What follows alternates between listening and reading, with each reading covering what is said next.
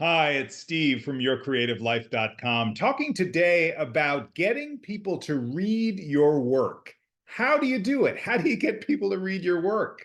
Well, one thing I will tell you is that reading your work, getting somebody else to give you feedback and getting that person to read your stuff or hear your stuff is one of the essential things, I think, of moving ahead and discovering what works for other people, what works for audiences, once the piece is out of your head. And for me, it's a really essential piece. But it's also really important to recognize that it's a very delicate piece.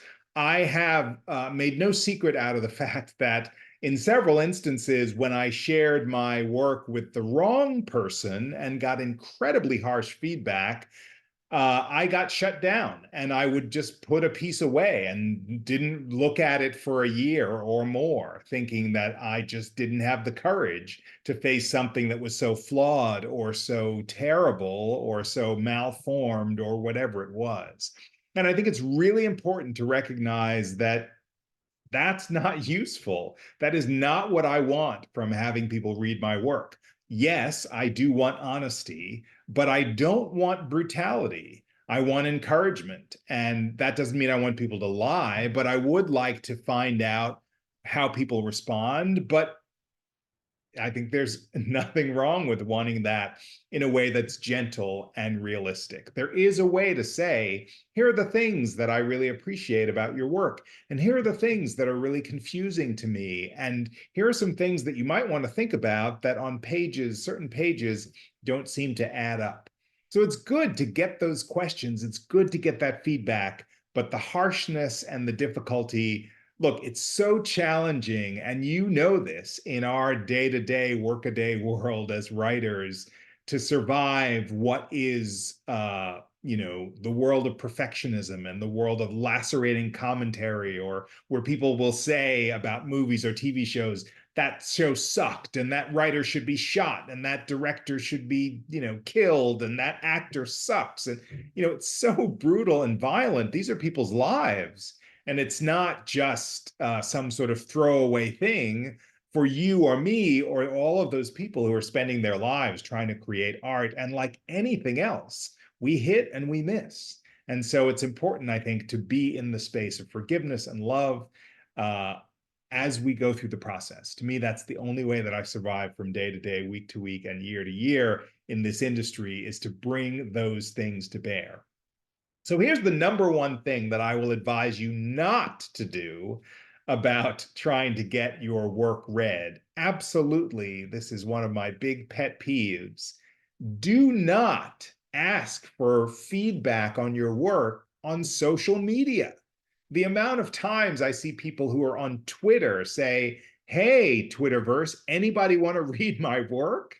It's just absurd to me that, reaching out to a bunch of strangers to get feedback, when for me, it's really important to have somebody that you respect, whose work you respect, whose aesthetic you respect, who knows and understands what you're up to, or knows and understands you, or knows and understands writing, or whatever it is, whatever the criteria is. Asking somebody in a public forum like Twitter or some chat group on Facebook is just reckless, and I think really not a good idea for you and your work and perhaps your self-esteem. But if you want to go ahead and do that anyway, then you do you, and your mileage may vary. But to me, that's something absolutely not to do.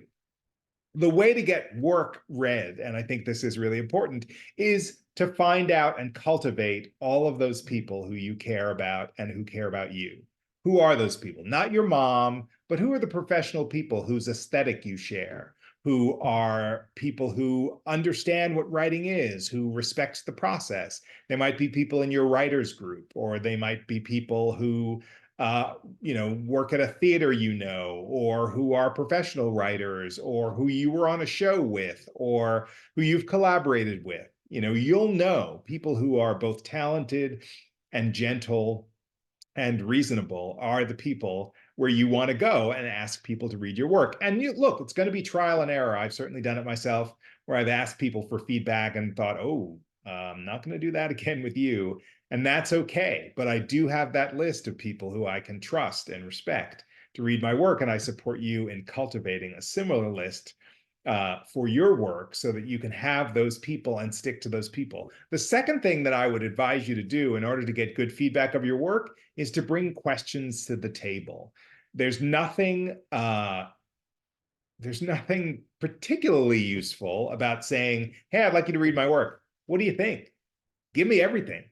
I mean, look, if you really want everything, you can ask for that. But I think most of the time for me, it's like, hey, here's my work. Here's what I'd like to know. Here are 3 things I'm really interested in. Here are 5 things I'm thinking about. Here are 4 things I'm not sure work. Here are 10 questions that I'd love you to answer, and this directs and guides the feedback so that it's not just this sort of willy-nilly space. I think it's very important to have whatever your rules are, to pick your people who are your go-tos, and to find those people to help you shape your work, but not to give away the power. You still get to ask for what you want. You still get to exist in this world, even if you've written something that's not so great or not so great for this person. You might discover that there is an audience out there for your work. And that's one of the things, this is the last thing that I'll say, that's so great about the potential of having a reading with a number of people, say, like we do in the theater, because I can always take a poll. I can say, okay, that person didn't like this scene.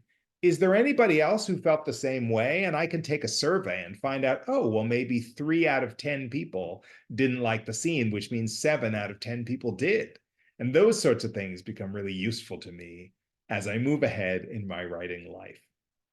I hope you enjoyed this video. Give it a thumbs up if you did. Check out yourcreativelife.com, which is the hub for all things coaching, where you can find out how I can help you in your writing life.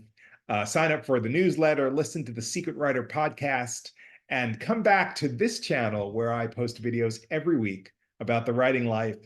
And I will see you next time.